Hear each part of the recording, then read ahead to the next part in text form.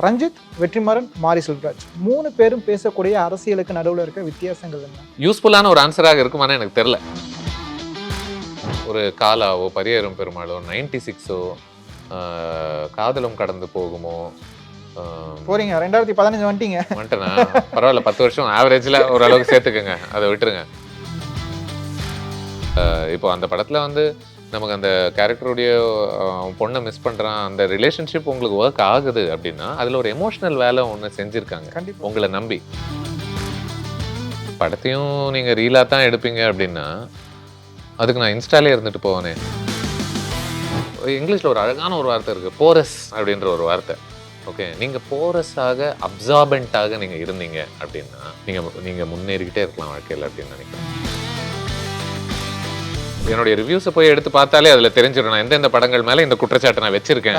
இந்த படம் வெறும் மோமெண்ட்ஸ் சார்ந்த படமாக மட்டுமே இருக்கு. இந்த படம் வந்து கோர்வையாக உங்களை நம்பி ஆழமாக ஒரு கதை சொல்ல விருப்பம் இல்லாத ஒரு படமாக தெரியுது அப்படின்றத நம்ம எத்தனையோ படம் பற்றி சொல்லியிருக்கோம். வேதா ஆகுமா வேதாகுமா அப்படின்னு நித்யானந்த மாதிரி சொல்லிட்டார்ல, அவருக்கு இந்த மாதிரி தானே ஏதோ ஒன்று சொல்லுவாரு, இதுவா அதுவா இது அது அப்படின்ற மாதிரி மிக்ஸ் பண்ணி அந்த மாதிரி தான் சொன்னீங்க இல்ல.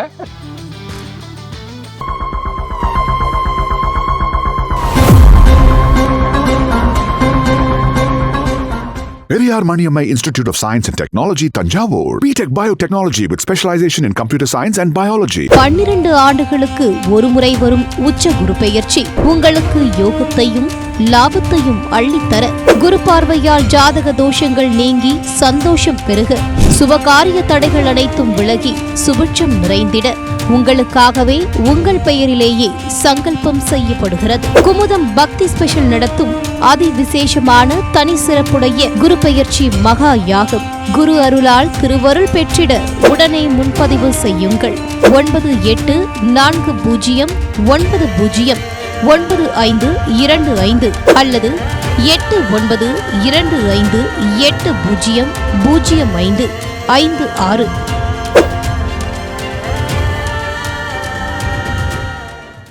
சில இயக்குநர்கள் சொல்றேன், ஒருவேளை அவங்க தமிழ் சினிமாவில் அறிமுகம் ஆகலை, இல்லை தமிழ் சினிமாவில் வரல அப்படின்னா என்னவா இருந்திருக்கும், வந்திருந்தனால என்னென்ன மாற்றங்கள் நிகழ்ந்தது அப்படின்னு மட்டும் சொல்லுங்க. முயற்சி பண்றேன்.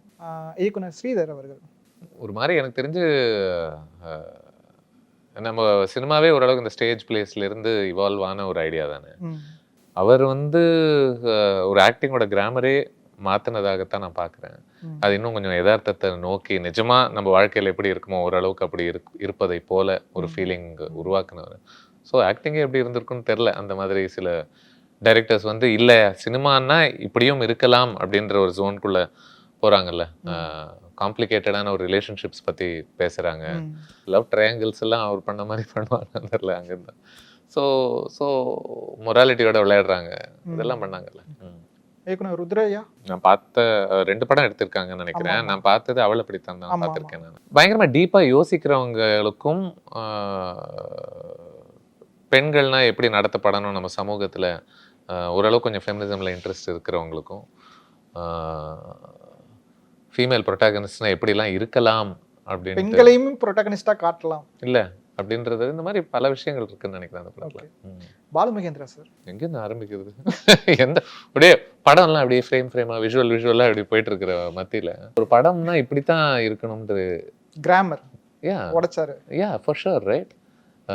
ஏன்னா அவர் பண்ணிக்கிட்டு இருக்கிற படத்தை சுத்தி என்னென்னலாம் படம் வந்துகிட்டு இருக்குன்னு நீங்க பாத்தீங்க அப்படின்னா, அப்போ ஒருத்தர் வந்துட்டு எனக்கு ஒரு விஷன் இருக்கு, ஒரு படம்னா இப்படித்தான் இருக்கணும்னு, அந்த விஷனுக்குள்ள நான் இறங்கி எந்த விதத்துலையுமே நான் என்னுடைய விஷன் முடிஞ்ச வரைக்கும் டைல்யூட் ஆகாத அளவுக்கு நான் ஒன்று ப்ரிசர்வ் பண்ணுறேன்ல. இது வந்து ஒரு சினிமாக்கான வெற்றின்னு நீங்கள் ஒன்று சொல்லி வச்சு சுற்றிக்கிட்டு இருக்கீங்க, அதுக்கான விஷுவல் கிராமர்னு நீங்கள் ஒன்று சொல்லி ஒன்று வச்சுட்டு இருக்கீங்க, ஒரு ஹீரோன்னா இப்படி தான் இருக்கணுன்ற மாதிரி ஒன்று சொல்லிட்டு இருக்கீங்க. அதெல்லாமே பல படங்களில் உடைச்சிக்கிட்டே தானே வராங்க. இது வந்து ஒரு ஹீரோக்கு தீனி அல்ல ஒரு படம், ஒரு படத்துக்கு தீனி ஒரு நடிகன் அப்படின்ற ஒரு அடிப்படையான ஒரு ஐடியாஸ்க்கு எல்லாமே இந்த மாதிரி பெரிய பெரிய இயக்குநர்கள் தானே உறுதுணையா இருந்திருக்காங்க. அதுதான் வந்து இப்போ 96 பிரேம் சாரும் பண்ணிட்டு இருக்காரு இல்லையா, எந்த ஒரு ஸ்ட்ரக்சருக்குள்ளேயுமே அடங்காம ஒரு கதை சொல்ல வேண்டிய விஷயத்த அது போக்கல வந்து சொல்லிட்டு இருக்காரு இல்ல. ஒரு கதை அப்படின்றதே அந்த ஸ்ட்ரக்சரே அவர் உடைக்கிறார்ல. ஆ, நீங்க கதை அப்படின்னா இப்படி ஒன்று ஆரம்பிக்கணும், நடுவில் இப்படி ஒன்று நடக்கணும், எண்டில் தெரிக்கணும் அப்படின்ற மாதிரி ஒரு ஐடியா நம்ம ஒன்று வச்சிருக்கோம். அப்படிலாம் ஒரு கதைன்றது என்ன வேணா இருக்கலாம் அப்படின்றதுக்கு உங்களை ஓப்பன் பண்ணிடுது இல்லை. ம், இப்போ ஒரு 2 பேர் வந்து ஒரு இன்டர்வியூல பேசுறாங்கன்னா 2 மணி நேரத்துக்கு அந்த இன்டர்வியூவாவே கூட ஒரு படமாக இருக்கலாம். அதுக்குள்ள if you make it attractive enough அப்படின்றதுக்கான ஒரு நம்பிக்கையவே இந்த மாதிரி எழுத்தாளர்களும் இயக்குனர்களும் கொடுக்குறாங்கல்ல. ரஞ்சித் சார். ஐயோ, ரஞ்சித் அவர்கள் வரல அப்படின்னா நம்மள பல பேர் சமூகத்தை பொறுத்து இன்னைக்கு சிந்திக்கிற மாதிரி சிந்திச்சிருப்போமா அப்படின்ற கேள்வியை பெரிய கேள்விக்குறி. ஆனஸ்டா கேட்டுக்கணும் இல்லையா? இன்னைக்கு படத்தை ஒருத்தவங்க எழுதுறாங்க, ஒரு மெயின் ஸ்ட்ரீம் படத்தை ஒன்று எடுக்கிறாங்க அப்படின்னா அவங்க தன்னைத்தானே கேட்டுக்கிறாங்க இன்னைக்கு சில கேள்விகள்லாம். ஒரு காதல் அடிப்படையா ஒரு காதலை நான் இப்படி எழுதுறேன் அப்படின்றதாக இருக்கட்டும், இல்ல ஃபண்டமெண்டல் பயசஸை நம்ம கொஸ்டின் பண்ண ஆரம்பிக்கிறோம்ல. இப்போ இல்லாட்டி என்ன பண்ணுறோம், அதுவா பணக்கார குடும்பம், அந்த பணக்கார குடும்பத்தில் அப்பா அம்மாலாம் இப்படி இருப்பாங்க, அங்கே வேலை செய்கிறவங்க இப்படி இருப்பாங்க, அந்த வேலை செய்கிறவங்க இப்படி தான் பேசுவாங்க, அங்கே இருக்க அந்த வீட்டில் திருடுறவன் இப்படி தான் இருப்பான் அப்படின்றது ஃபோர்கான் கன்க்ளூஷன்ஸாக அசம்ஷன்ஸாக நிறைய எழுதப்பட்டிருக்கு. கான்ஸ்டண்ட்டாக எழுதிக்கிட்டே பேசிக்காக சொல்கிறேன். இன்னைக்கு அப்படி நீங்கள் பண்ண மாட்டீங்கல்ல. ஒரு ஓரத்தில் பெருசாக பாதிப்பு அடையாதவங்களுக்கு கூட ஒரு ஓரத்தில் ஒரு குற்ற உணர்ச்சி இல்லாதவங்களுக்கு கூட இதை இன்னைக்கு நான் பண்ண திட்டு வாங்குவேன்ற ஒரு பயமாவது ஒன்று இருக்குல்ல. கண்டிப்பா நம்ம சமூகம் ஓரளவுக்கு அப்படி மாறினதுக்கான ஒரு முக்கியமான துவக்க புள்ளி. ஃபார் ஷூர் துவக்க புள்ளின்னா ரொம்ப குட்டியா இருக்கு. ஓகே, ஒரு துவக்க அட்டாமிக் வெடி அப்படி வேணா சொல்லலாம்னு நினைக்கிறேன். ஏன்னா அங்கிருந்து இப்போ மாறி அவர்கள் வருவதாக இருக்கட்டும், இன்னைக்கு நம்ம ஈவன் அந்த ஜாதி பிரச்சனைகள் பேசக்கூடிய ஒரு படம் அப்படின்னு நம்ம எடுத்தாலே ஒப்ரெஸ்டான பீப்புளை பொறுத்து பேசக்கூடிய கதைகளை இப்போ வெவ்வேறு கதைகளாக பேச முடியும்னு ஒன்று இருக்குல்ல. இப்போ தமிழரசன் பச்சமுத்து வந்து ஒரு லப்பர் பந்து போல ஒரு படத்தை நான் மெயின் ஸ்ட்ரீம் என்டர்டெயின்மெண்ட்டுக்குள்ள கூட இந்த மாதிரி இப்போ பல ஃபிளேவர்ஸ் அது எடுக்க ஆரம்பிச்சிருக்குல்ல. அது ரொம்ப முக்கியமான ஒரு எவல்யூஷனாக நான் பார்க்குறேன். ஏன்னா அது இப்படித்தான் இருக்கணும்னு அவசியம் இல்லை அப்படின்ற ஒரு ஸ்பேஸ்க்குள்ளேயே நம்ம நகர ஆரம்பிச்சிட்டோம். சின்ன சின்ன விஷயங்கள்லேருந்தே அந்த மாற்றங்கள் தெரியுது. படத்தோட தலைப்புகளே அந்த காலத்தில் ஒரு 70s 80sலாம் வந்து பார்த்தீங்கன்னா ஜாதி பேர் வச்சு ஒரு ஜாதி தலைவரை வந்து நாயகனாக வச்சு காட்சிப்படுத்தின காலம் போய் இப்போ இவர் வந்ததுக்கு அப்புறமேட்டுக்கு அந்த ஒரு இயக்குனருக்கு ஒரு பயம் இருக்கு. ஐ திங்க் என்ன பண்ணியிருக்கு அப்படின்னா இவருடைய வருகை, இவர் எடுத்த படங்களுடைய ஒரு தாக்கம், இவர் தான் இப்போ பெரிய ஆளு அப்படின்னு யாரையாவது காமிச்சா பார்க்குறேன் நம்ம ஃபர்ஸ்ட் ஏன் அப்படின்னு ஒன்று கேட்குறோம்ல. புரியுது. முன்னெல்லாம் நம்ம அதை கேள்வியே கேட்க மாட்டோம். கேட்கல. ஓ இவர் தான் பெரிய ஆளு, ஊர்ல இவர் தான் பெரிய ஆளுனா அவர் தான் பெரிய ஆள் போல. அப்படிதான் நான் சின்ன வயசுல நம்ம படம்ல அப்படிதான் யாரா பார்ப்போம். இருந்தாலும் இவர் தான் வந்து இங்க ஊர்ல சட்டம் பேசுவாரு அப்படின்னா ஓஹோ அப்படிதான் இருக்கும் போல. ஆனா இன்னைக்கு இவர் தான் சட்டம் பேசுவாருன்னா சட்டம் பேசுற அளவுக்கு இவருக்கு என்ன தெரியுமா அப்படின்ற ஒரு அந்த கேள்விகள் நம்ம கேட்க துவங்கியது அவருடைய வருகைக்கு பின் அப்படின்னு நினைக்கிறேன். ரஞ்சித், வெற்றிமாறன், மாரி செல்வராஜ் 3 பேரும் பேசக்கூடிய அரசியலுக்கு நடுவில் இருக்க வித்தியாசங்கள் என்ன? அவங்க 3 பேரையும் ஒன்று சேர்த்து ஒன்று அழகா ஒன்று சொல்லலாம்னு நினைக்கிறேன். அவங்க எல்லாருமே முடிஞ்ச வரைக்கும் அரசியல் தெளிவோட சமூகத்திற்கு எதிரான ஒரு படங்களாக இல்லாம இருக்கணும் அப்படின்ற ஒரு பெரிய மெனக்கெடல்ல இருந்து அந்த படங்கள் எடுக்கப்படுது, எழுதப்படுது. சமூகத்துக்கு எதிரான படங்கள்னா எந்த மாதிரியான படங்கள் சொல்றீங்க? சமூகத்துக்கு ஆரோக்கியம் அப்படின்றது என்ன? சமத்துவம் பேசுவது, பெண்களை முடிஞ்ச வரைக்கும் சமநிலைக்கு கொண்டு வருவது, அதிகாரிகளை கடவுளாக பார்க்காமல் இருப்பது, நாயக வழிபாடு இல்லாம இருப்பது. கண்டிப்பாக யார் ஒருவனுமே பிறப்புல நான் கீழே பிறந்தேன், பிறப்புல நான் மேல பிறந்தேன் அப்படின்னு அவங்க நினைக்காமல் இருப்பது, இது எல்லாமே முக்கியமான இதெல்லாமே சமூகத்துக்கு ரொம்ப ஆரோக்கியமான சிந்தனைகள். சோ இதுக்கு எதிராக நீங்க தெரிஞ்சோ தெரியாமலோ எந்த மாதிரி படங்கள் நீங்க எடுத்தாலுமே அது சமூகத்துக்கு எதிரான ஒரு படமாகத்தானே மாறுது. சுதீருடைய சிறு வயதிலிருந்து இப்போ இருக்க சுதீருக்கான இந்த மாற்றம் வந்து எப்போ நிகழ்ந்துச்சு? இவ்வளோ தெளிவா இவ்வளவு விஷயங்களை பகுத்தறிஞ்சு பார்க்குற ஒரு விஷயம் வந்து ஆரம்பத்துல நான் இப்படி இருந்தேன், இப்போ இப்படி மாறினேன், இந்த ப்ராசஸ்ல இருந்தேன் அப்படிங்கிற ஒரு டிரான்ஸ்ஃபர்மேஷன் பீரியட்ல இருந்திருக்கும் இல்லையா? அது எப்படி ஆரம்பிச்சு எப்படி மாறிச்சு? ஐ திங்க் கான்ஸ்டன்டாக நம்மள கேள்வி கேட்டுக்கிட்டே இருக்கோம்னு நினைக்கிறேன். ஓகே, அங்கிருந்து தான் மாற ஆரம்பிக்குது. நம்ம நினைக்கிறோம் இன்ஃபேக்ட் ஏர்லி 20s எல்லாம் வெறியோட இருப்போம். எப்படின்னா நம்ம நினைக்கிறது தான் சட்டம், நம்மளோட ஒப்பீனியன் தான் பெஸ்ட் ஒப்பீனியன் எவர் அப்படின்ற மாதிரி ஒன்று நினச்சிக்கிட்டு இருப்போம். கிரெடிட் யாருக்கு தெரியுமா கொடுக்கணும்? பயங்கரமாக நம்மளுடைய கருத்துக்களை மாற்றுறதுக்கான ஒரு ஆர்கியூமெண்ட்ஸ் முன் வைக்கிறாங்கல்ல. இப்போ பயங்கர கடவுள் நம்பிக்கை ஒன்று வச்சுருக்கோம் அப்படின்னு வச்சுக்கோங்களேன். அதுக்கப்புறம் டாக்கின்ஸோட ஒரு புக் ஒன்று படிக்கிறோம், ஒரு காட் டெலியூஷன் அப்படின்ற ஒரு புக் ஒன்று படிக்கிறோம், இல்லை கிறிஸ்டோபர் ஹிட்சன்ஸ் அப்படின்ற ஒரு பேச்சாளருடைய ஒரு பேச்செல்லாம் நம்ம கேட்க ஆரம்பிக்கிறோம். இந்த மாதிரிலாம் கேட்க ஆரம்பிக்கும் போது அவங்க என்ன வைக்கிறாங்கன்னா அவங்க ஒன்று அசிங்கப்படுத்தலை, அவங்க வந்து அவங்களுடைய ஆர்கியூமெண்ட்ஸை ரொம்ப தெளிவாக பொலைட்டான முறையில் நம்ம மூஞ்சி முன்னாடி வைக்கும்போது நம்ம என்ன பண்ணணும் அப்படின்னா, நம்ம கொஞ்சம் இங்கிலீஷில் ஒரு அழகான ஒரு வார்த்தை இருக்குது, போரஸ் அப்படின்ற ஒரு வார்த்தை. ஓகே, நீங்கள் போரஸாக அப்சார்பெண்ட்டாக நீங்கள் இருந்தீங்க அப்படின்னா நீங்கள் முன்னேறிக்கிட்டே இருக்கலாம் வாழ்க்கையில் அப்படின்னு நினைக்கிறேன். நீங்கள் எப்போ ஒப்பேக்காக மாறுறீங்களோ, இன்சுலேட்டடாக மாறுறீங்களோ, உங்களை சுற்றி ஒரு சுவரை கட்டமைச்சுக்கிட்டு இதுதான் நான், எது என்கிட்ட வந்தாலும் அது இடிச்சுட்டு போயிட்டே இருக்கும், என்ன அது மாற்றாது அப்படின்ற ஒரு இடத்துல இருந்தீங்கன்னா, அப்போது அதில் வளர்ச்சி ரொம்ப கடினமான ஒரு விஷயமாக மாறிடும்னு நினைக்கிறேன். ஐ திங்க் என்னுடைய இயல்பு கொஞ்சம் போரஸாக இருப்பது. இப்போ நீங்கள் வந்துட்டு எனக்கு ஃபார் எக்ஸாம்பிள் நான் இப்போ பேசக்கூடிய ஒரு கருத்து அதில் ஒரு பிரச்சனை இருக்குது அப்படின்னு நீங்கள் எனக்கு ஒரு ஆர்குமெண்ட்டை முன்னு வச்சிங்க அப்படின்னா, நான் நிஜமாவே அதை பற்றி சிந்திக்க ஆரம்பிச்சிருவேன். ஐயோ ஆமாவா அப்படின்னு சொல்லிட்டு நான் உங்ககிட்ட ஒத்துட்டுருவேன் முன்னே. ஓ ஆமாம், ஆக்சுவலி ஆமாம், நீங்கள் சொல்லும் போதே எனக்கு புரியுது, நான் இதை பற்றி இது வரைக்கும் யோசிச்சதில்லை அப்படின்னு சொல்லி. அதுக்கு I am grateful for all these great thinkers, film makers, writers who put forth their opinions in a way that went into me. அவ்வளோதான். அந்த மாதிரி டப்புன்னு நீங்கள் நிறைய பேர் இன்டர்வியூ எடுத்திருப்பீங்களா, உங்களுக்கு ஒரு ஐ ஓப்பனராக இருந்தது ஏதாச்சும் ஒரு விஷயம் சொல்லுங்களேன். யாராச்சும் ஒரு டைரக்டர் சொன்ன விஷயமா, உங்களுடைய பாயிண்ட் ஆஃப் வியூவை மாற்றின விஷயங்கள், நீங்கள் இத்தனை வருஷம் உங்களோட ஜேர்னியில் ஒரு விஷயம், நிறைய பேரை சந்திச்சிருப்பீங்க. நீங்கள் ஒரு கோட் சொன்னீங்க, ஒரு விஷயம், ஒரு பர்ஸ் சொன்னீங்களா, அந்த மாதிரி எனக்கு மனசில் இருக்கு இவர் சொன்னது அப்படின்ட்டு. பேசிட்டு இருக்கும்போது பல விஷயங்கள் அப்படியே சொல்லிட்டு வந்தேன். யோசிக்கிறேன், ஒரு விஷயம் மொத்தமாக மாத்துச்சு அப்படின்னா என்னவாக இருக்கும்? மேபி ப்ராடாக ஒன்று சொல்லலாம், ஸ்பெசிஃபிக்காக ஒருத்தர் அப்படின்னு இல்லாமல் இந்த நேர்காணல்கள் வழியாக என்ன நடக்குது அப்படின்னா, பல முறை வந்து நமக்கு எதிராக உட்கார்றவங்க நம்மள மாதிரி தான் அவங்க சிந்திக்கணும்னு அவசியம் இல்லை. இப்போ எனக்கு கடவுள் நம்பிக்கை இல்லை, ஆனால் எதிரில் பேசுகிறவங்களுக்கு பயங்கர பயபக்தி இருக்கலாம். ஆனால் என்ன நடந்திருக்கு, நான் இத்தனை மனிதர்கள் கூட பேசும்போது நாங்கள் 2 பேருமே ஒருத்தருடைய ஒருத்தர் நம்பிக்கைகள் இருக்கக்கூடிய அழகை ரசிக்க முடியும் அப்படின்றத நிறைய பேர் கூட பேச பேச எனக்குமே அது ஏறி இருக்கு, புரிஞ்சிருக்கு. இதில் அவங்க அப்படி நினைக்கிறாங்க அப்படின்னா அது அப்போ அவங்க நம்மளோட கம்மி, இல்லை அவங்க இன்னும் வளரணும், இல்லை அது சரியில்லை அப்படின்னு நினைக்கிறத விட அவங்களுக்கு அது யூஸ் ஆகுது. அவங்க அப்போ அந்த இந்தியாவோட ஒரு அடிப்படை பிலாசபியே யூனிட்டி அண்ட் டைவர்சிட்டி தானே, இல்லை மறந்துட்டோம்னு நினைக்கிறேன்.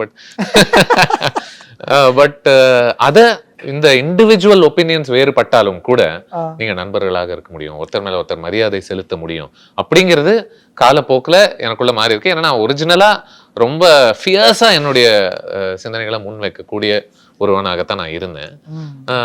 அது பல்வேறு விதமான மனிதர்கள் கூட பேச தான் அது இன்னும் மேம்பட்டு இருக்கு.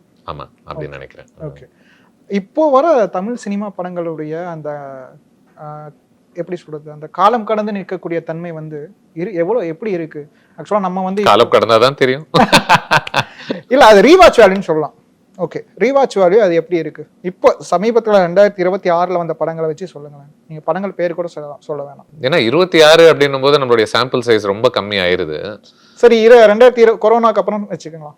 96 கொரோனாக்கு அப்புறம் தானே வந்துச்சு. அப்படியா? 2018 வரலையா? 18 தப்பா சொல்லிட்டேனா? 2018 எழுதுனதுக்கு அப்புறம் தானே வந்துச்சு. கர்ணன் அதுக்கப்புறம் வந்துச்சா? எனக்கு கரெக்டா இந்த வருஷங்கள்னா இதான் பிரச்சனை எனக்கு. கரெக்டா இது எந்த வருஷம் வந்துச்சு, இது எல்லாமே சமீப படங்களாக நம்ம பார்க்கலாம்ல. கடந்த 10 வருஷத்துல வந்த படங்களாக நம்ம பார்க்கலாம். அப்ப எனக்கு ஒரு காலாவோ, பரியேறும் பெருமாளோ, 96ஓ, காதலும் கடந்து போகுமோ போறீங்க. 2015 வந்துட்டேனா? பரவாயில்ல, 10 வருஷம் ஆவரேஜ்ல ஓரளவுக்கு சேர்த்துக்கங்க, அதை விட்டுருங்க. வேற என்ன எனக்கு டக்குன்னு தோணக்கூடிய ஒரு படங்கள், கைதியோ, மெட்ராஸ், அட்டகத்தி, கண்டிப்பாக இது எல்லாத்துக்குமே ரீவாட்ச் வேல்யூ கண்டிப்பா இருக்குல்ல, இருக்கு, ஃபார் ஷுர் இருக்குன்னு நான் நம்புறேன். ஸோ எந்த விதத்துல ஐ திங்க் ரீசன்சி பயஸ்ன்னு ஒன்று சொல்ற மாதிரி ரீசன்சி ப்ரெஜுடிஸ்னு ஒன்று கண்டுபிடிக்கணும் அப்படின்னு நினைக்கிறேன். ஏன்னா நம்ம எல்லாருக்குமே சமீபத்தில் வந்தது மேல ஒரு சின்ன என்னைக்குமே ஒரு கண் சுழிக்கிற ஒரு தன்மை ஒன்று இருக்கு. எடுக்கிறாங்க அப்பெல்லாம் அப்படின்ற ஒரு நாஸ்டாலஜியா பயஸ் அது இல்லையா? அது எந்த அளவுக்கு உண்மை எனக்கு தெரியல. ஏன்னா great films are still being made அப்படின்றத நான் ஆணித்தனமா நம்புறேன். இல்லைன்னா இந்த தொழிலே செய்ய முடியாது, செய்யறது அர்த்தமே இல்லை. ஸோ கண்டிப்பாக இன்னும் நான் கொஞ்சம் துருவி யோசிக்க ஆரம்பித்தேன் அப்படின்னா இன்னும் இந்த பட்டியலில் இன்னும் 10-15 படங்கள் டக்கு டக்குன்னு சேர்க்கலாம். இதெல்லாம் திரும்ப திரும்ப பார்த்துக்கிட்டே இருக்கக்கூடிய படங்கள் தானே. அவ்வளோ ரசிக்கலாமே அப்படின்னு ஓகே. சொல்லி. நான் எதுக்காக இந்த கேள்வி கேட்டேன்னா, இப்ப பெரும்பாலான விமர்சகர்களால் வந்து சொல்லப்படுற ஒரு விஷயம் என்னன்னா, ஜென்சி கிட்ஸை வந்து கவர்ற மாதிரி அந்த ரீல்ஸ் பேஸ் பண்ண கண்டென்ட் மட்டும்தான் வந்து நீங்க படத்துல காட்சிகளை வைக்கிறாங்க. காட்சிகளா நல்லா இருக்கு. ஒரு கதையா ஒரு கோர்வையா நம்ம பார்க்குறப்போ வந்து பார்த்தீங்கன்னா, அது வந்து ஒரு முழு படமா நம்ம மனதில் நிற்கிறது இல்லை. ஈஸியாக கடந்து போயிடுது. ரீவாட்ச் வேல்யூ நம்ம கிட்ட இருக்கிறது இல்லை. நீங்க அந்த படத்தையே டிவியில் போட்டால் நம்மளால பார்க்க முடியறது இல்லை அப்படிங்கிற மாதிரி சொல்றாங்க. இது பார்த்தா 10 கோடி வெற்றி பெற்றுச்சுனாங்க. 3.5 நாள்லயே வந்து பார்த்தீங்கன்னா கேக் வெட்டி கொண்டாடுறாங்க, செலிப்ரேஷன் பண்றாங்க. ஸோ இது வந்து ஆரோக்கியமா இருக்குமாங்கிறது தெரியல தமிழ் சினிமாவுக்கு. நீங்க சொல்ற மாதிரி வந்து வெற்றிமாறன் சாருடைய படங்கள், நீங்க சொன்னது எல்லாமே மிகப்பெரிய இயக்குநர்கள் படங்கள் தான் காலம் கடந்து நிற்குது. அதாவது ரீவாட்ச் வேல்யூ இருக்கிற படங்கள் நம்ம பேசுனது. அதுக்காக தான் கேட்டேன். இப்போ அந்த மாதிரியான படங்கள் நிறைய வந்துட்டு இருக்கு. இப்படியான விமர்சனங்களை வைக்கிறாங்களே அப்படின்ட்டு. புரியுது. இல்ல அது ஒரு வாஸ்தவமான விமர்சனமாகத்தான் நான் பார்க்குறேன். அந்த மாதிரி பல படங்கள் நமக்கு ஞாபகத்துக்கும் வருது. பேர் எடுக்க வேண்டிய தேவையில்ல. ஏன்னா நாளைக்கு நீங்களும் ஃபீல்ட்ல இருக்கணும், நானும் ஃபீல்ட்ல இருக்கணும். சரி ஃபீல்ட்ல இருக்கும் அப்படின்றத விட எனக்கு என்னன்னா அதை எடுத்து அதை நம்ம ஷேம் பண்ண வேண்டிய அவசியம் இல்லைன்னு நினைக்கிறேன். அவ்வளவுதான். It's just impolite to do it. இல்லை எங்க நீங்க வேற கருத்து சொல்லுவீங்கன்னு. ஏன்னா முன்ன இதுக்கு முன்னாடியே நான் அதுதான் சொல்றேன். இந்த இடத்துல தான் நீங்க வந்து தனிச்சு தெரியுறீங்க அப்படின்ட்டு. எந்த ஒரு விஷயமா இருந்தாலும் அதை டு பி ஃப்ராங்க் சொல்றதுக்கு வந்து நமக்கு தயக்கமும் இல்லை. அது சரியான வார்த்தைகளை பயன்படுத்தி சொல்லக்கூடிய நபர் தான் நீங்கள்ல. ஆமா கண்டிப்பா. என்னன்னா அது எல்லாருக்குமே அதுக்கான என்னுடைய ரிவ்யூஸை போய் எடுத்து பார்த்தாலே அதுல தெரிஞ்சிடும் நான் எந்தெந்த படங்கள் மேல இந்த குற்றச்சாட்டை நான் வச்சிருக்கேன். கண்டிப்பா. இந்த படம் வெறும் மோமெண்ட்ஸ் சார்ந்த படமாக மட்டுமே இருக்கு. இந்த படம் வந்து கோர்வையாக உங்களை நம்பி ஆழமாக ஒரு கதை சொல்ல விருப்பம் இல்லாத ஒரு படமாக தெரியுது அப்படின்றத நம்ம எத்தனையோ படம் பத்தி சொல்லியிருக்கோம். அந்த ரிவ்யூஸ்லயே நம்ம சொல்லிட்டோம். அப்படி பண்ணும்போது தற்காலிக வெற்றி கண்டிப்பாக கிடைக்குதுன்னு நினைக்கிறேன் இல்லையா. நீங்க சொல்லக்கூடிய அந்த பொருளாதாரம் சார்ந்த ஒரு வெற்றி நீடிப்பு இருக்கா அப்படின்றது தான் கேள்வி. அங்க அதுக்கான நீடிப்பு இப்போ நம்ம சொன்ன பல படங்கள் அது செய்யாத படங்கள் தான். இது எல்லாமே தன்னுடைய கதையும் கதாபாத்திரங்களுடைய ஒரு பிரச்சனைகள்ல அவங்களுக்கு ஒரு அழகியல பொறுமையாக அவசரம் தெரிச்சுட்டு தான் பேசணும் இல்லை. பட் ஆக்சுவலி நீங்க தெரிச்சுக்கிட்டு அவசரமா ஒரு இருக்கக்கூடிய ஒரு படம் கூட நீங்க எடுக்கலாம். மோமெண்ட் சார்ந்து இல்லாம. இப்போ கைதியை நான் அப்படிதான் பாக்குறேன். ரொம்ப ஆர்கானிக்கா எடுக்கப்பட்ட பியூட்டிஃபுல் ஃபில்மா நான் பாக்குறேன். இன் மை ஒப்பீனியன் அது லோக்கியோட பெஸ்ட் ஃபில்ம். ஓகே கண்டிப்பா. ஏன்னா அது தெரிக்க தான் இருக்கு அந்த படமே இல்லையா. அங்க யாரும் அப்படியே ஸ்பீட் அப்படின்றது வந்து வெறும் கோர்வையாக சொல்ல முடியாதது தான் ஸ்பீடுன்னு கிடையாது. ப்ராடாக ஒரு நரேட்டிவ் ஒன்று வச்சுட்டு அதுக்குள்ள இருக்கக்கூடிய சின்ன சின்ன மூமெண்ட்ஸ்ல நீங்க நேரம் செலவழிச்சு அந்த இப்போ அந்த படத்துல வந்து நமக்கு அந்த கேரக்டருடைய பொண்ணை மிஸ் பண்றான், அந்த ரிலேஷன்ஷிப் உங்களுக்கு ஒர்க் ஆகுது அப்படின்னா அதுல ஒரு எமோஷனல் வேலை ஒன்று செஞ்சிருக்காங்க உங்களை நம்பி. ஐயோ இந்த மோமெண்ட்டுக்கு ஆடியன்ஸ் இம்பேஷண்ட் ஆயிடுவாங்களா, அதுக்குள்ள அவங்களுக்கு அப்படியே போர் அடிச்சிருமா, இவ்வளோ எமோஷன்லாம் தேவையா இந்த காலத்துல, இப்படிலாம் அவங்க யோசிக்கல. அதை தான் சொல்றேன். So it does not need to be conversational ஃபிலிமாகத்தான் இருக்கணும்ட்டு இல்லை. ஒரு ஆக்ஷன் ஃபிலிம் கூட அந்த சோல் இருக்கலாம். படத்தையும் நீங்க ரீலா தான் எடுப்பீங்க அப்படின்னா அதுக்கு நான் இன்ஸ்டாலே இருந்துட்டு போவேனே, ஃப்ரீயா இருக்கேன். ஓகே இல்ல செலவழிச்சுட்டு நான் மறுபடியும் தியேட்டருக்கும் வந்து எதுக்கு ரீல்ஸை ப்ரௌஸ் பண்ணிட்டு இருக்கேன்னு ஒன்று இருக்குல்ல. Last 3 questions. No problem. Awards functions பற்றி என்ன நினைக்கிறீங்க? அவார்ட்ஸ் வந்து எதன் அடிப்படையில் கொடுக்கப்படுகிறது? ஒரு படத்துக்கு ஒரு படைப்புக்கு வந்து விருது கொடுத்தா தான் அது சிறந்த படைப்பா? அதை பற்றி என்ன நினைக்கிறீங்க? இது வந்து சர்வதேச லெவல்லையும் நம்ம எடுத்துக்கலாம், மாநில அளவுலையும் எடுத்துக்கலாம், சாதாரணமாக காலேஜில் நடக்கிற ஷார்ட் ஃபிலிம் ஃபெஸ்டிவலுக்கும் எடுத்துக்கலாம். சில மனிதர்கள் ஒன்று சேர்ந்து எடுக்கக்கூடிய ஒரு தீர்மானம் இல்லையா.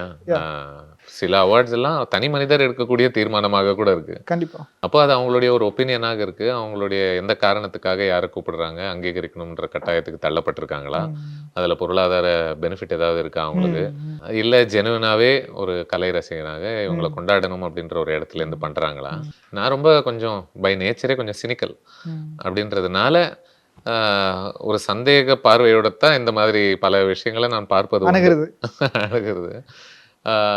ஆனால் எங்கெங்கெல்லாம் அது ஒரு அதுக்கு எப்படி சொல்லலாம், அதுக்கு டிசர்விங்கான கேண்டிடேட்ஸுக்கு ஒரு உற்சாகம் கொடுக்கக்கூடிய ஒரு அவார்ட்ஸாக அது அமையும் பொழுது ஏதோ ஒரு விதத்துல ஆடியன்ஸ் எல்லாம் என் படத்தை செலிப்ரேட் பண்ணலையே, விட்டுட்டாங்களே, நான் ரொம்ப ஃபீல் பண்ணி ஒரு நல்ல படம் எடுத்திருக்கனே அப்படின்னு அவங்க நினைக்கும் போது ஒரு சின்ன அவார்டு கூட அவங்களுடைய 2வது படத்தை அவங்க காம்ப்ரமைஸ் பண்ணாம எடுக்கிறதுக்கு ஹெல்ப் ஆகலாம் இல்லையா? ஐம் ஷுர் அந்த மாதிரி சுச்சுவேஷன்ஸ்லாம் நிறைய இருக்கும். ஃப்ளாப் ஆன படங்கள் வந்து அங்கீகரிக்கப்படுவது உண்டு சில அவார்ட் ஃபங்க்ஷன்ஸ்ல. அவங்க ஃபேமஸான ஒரு ஆளாக இருக்கணும்னு அவசியம் இல்லை. ஸோ அந்த இடத்துல எனக்கு அதுல ஒரு மகிழ்ச்சி தான் கிடைக்குது. மகிழ்ச்சி அவார்ட்ஸ் கொடுக்கறவங்களை சார்ந்து இல்லை, அவார்ட்ஸ் வாங்குறவங்களை சார்ந்து இருக்கு. பரவாயில்லையே, நீ எடுத்த படம் எனக்கு நான் ரொம்ப ரசிச்சேன், யாருமே பெருசா பேசலையேன்னு நினைச்சேன், அதுக்கு உனக்கு அவார்டு கிடைச்சிருக்கா அப்படின்னு பார்க்கும்போது எனக்கு அதுல ஒரு சந்தோஷம் கிடைக்குது. அப்படிதான் நான் பாக்குறேன் அது. புரியுது. ஸோ அடுத்த கேள்வி, சினிமா ஆர்ட்டா இல்ல என்டர்டைன்மெண்டா? Artistic entertainment. நித்யானந்த மாதிரி சொல்லிட்டேன்ல. இது ஏற்றுக்கப்படாது. அவரு இந்த மாதிரி தான் ஏதோ ஒன்று சொல்லுவாரு, இதுவா அதுவா இது அது அப்படின்ற மாதிரி மிக்ஸ் பண்ணி அந்த மாதிரி தான் சொன்னீங்க இல்ல? எனக்கு சொல்ல உடனே எனக்கே ஒரு மாதிரி டக்குன்னு அந்த காமெடி கிளிப் தான் தோணிடுச்சு. சோ சொல்லுங்க, வேதாகமா அப்படின்ற எப்படி மைண்ட்லயே ஓடிட்டு இருக்கு அதெல்லாம். ஸோ எண்ட் ஆஃப் த டே சினிமாங்கிறது வந்து பார்த்தீங்கன்னா பிஸ்னஸ் நடக்கக்கூடிய ஒரு இடம் தான். பட் அது ஆடியன்ஸ்க்கு நம்ம என்னவா இல்ல, நான் சும்மா டிப்ளமேட்டிக்கெல்லாம் சொல்ல, உங்களுக்கு தெரியும் எனக்கு இதுல ஒண்ணு தெளிவா இதுதான் அப்படின்னு எனக்கு தோணுச்சுன்னா அதை தான் சொல்லிடுவேன். என்டர்டெயின் பண்ணலன்னா உங்களுக்கு அந்த ஆர்ட் செல்லுபடி ஆகாது இல்லையா? அது ஆர்டிஸ்டிக்காக இல்லை அப்படின்னா அந்த என்டர்டெயின்மெண்ட் நீடிக்காது. அதுல ஒரு வேல்யூவே இல்லாத ஒரு இப்போ இன்ஸ்டா ரீல்ன்றது என்டர்டெயின்மெண்ட், கரெக்டா? அதை நம்ம மறுக்க முடியாத ஒரு உண்மை. அவ்வளோ நம்ம என்டர்டெயின் ஆகிறதுனால தான் எல்லா இடத்துலையும் ஒரு 6வது விரல் மாதிரி அதை கூடவே வச்சுக்கிட்டு இப்படி இப்படி இப்படி இப்படி பண்ணிட்டு போயிட்டே இருக்கும், கரெக்டா? கண்டிப்பா. பட் அதுக்காக நம்ம அது மேல மரியாதை வச்சிருக்கோமா? இல்ல. ஏன்னா அது வெறும் என்டர்டெயின்மெண்ட். அதுல பெரிய அங்கங்க இருக்கு, அங்கேயும் சில கிரியேட்டிவிட்டி இருக்கு, ஆர்ட் இருக்கு. ஆனா பெரும்பாலும் நம்ம கன்சியூம் பண்ணக்கூடிய கான்டென்ட் அந்த மாதிரி இல்லைல்ல. அது நம்மளுடைய அந்த ஒரு அடிப்படை ஏதோ ஒரு விதத்துல அந்த போதைக்கு தீனியாக இருக்கு, ஒரு டோபமின் போதைக்கு தீனியா இருக்குல்ல, அது என்டர்டெயின்மெண்ட் செய்யுது. ஆர்ட் அப்படின்றது இன்னும் கொஞ்சம் அதுக்கு மேலே உட்காந்து ஒரு வேலையை ஒன்று செய்யும் அப்படின்னு நினைக்கிறேன் நான். ரொம்ப நன்றி. நிறைய விஷயங்கள் தேடுங்க.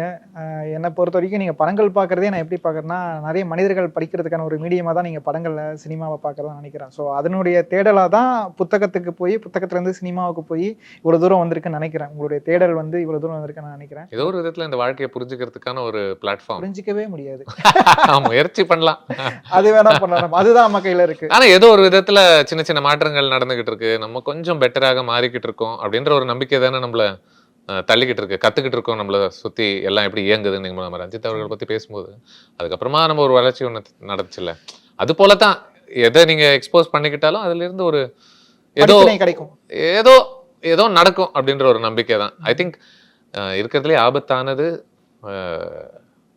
நகராமல் இருப்பது அப்படின்னு நினைக்கிறேன். ஸோ நீங்க ஒவ்வொரு முறையும் ஏதோ ஒன்று கன்சியூம் பண்றீங்க, ஒரு ஆர்ட் கன்சியூம் பண்றீங்க, படங்கள் கதைகள் அப்படின்னா அது உங்களை நகர்த்திக்கிட்டே இருக்கு. நகர்ந்துக்கிட்டே இருக்கிறது தான் நம்மளுடைய இயல்புன்னு நினைக்கிறேன். கண்டிப்பா. ரொம்ப நன்றி வந்ததுக்கு. நன்றி, வணக்கம். தொடர்ந்து சந்திப்போம். நன்றி. Periyar Maniammai Institute of Science and Technology, Tanjavur. BTech Biotechnology with specialization in computer science and biology. 12 ஆண்டுகளுக்கு ஒருமுறை வரும் உச்ச குரு பெயர்ச்சி உங்களுக்கு யோகத்தையும் லாபத்தையும் அள்ளித்தர, குரு பார்வையால் ஜாதக தோஷங்கள் நீங்கி சந்தோஷம் பெருக, சுபகாரிய தடைகள் அனைத்தும் விலகி சுபிட்சம் நிறைந்திட உங்களுக்காகவே உங்கள் பெயரிலேயே சங்கல்பம் செய்யப்படுகிறது. குமுதம் பக்தி ஸ்பெஷல் நடத்தும் அதி விசேஷமான தனி சிறப்புடைய குரு பெயர்ச்சி மகா யாகம். குரு அருளால் திருவருள் பெற்றிட உடனே முன்பதிவு செய்யுங்கள். 9840909525 அல்லது 8925800556.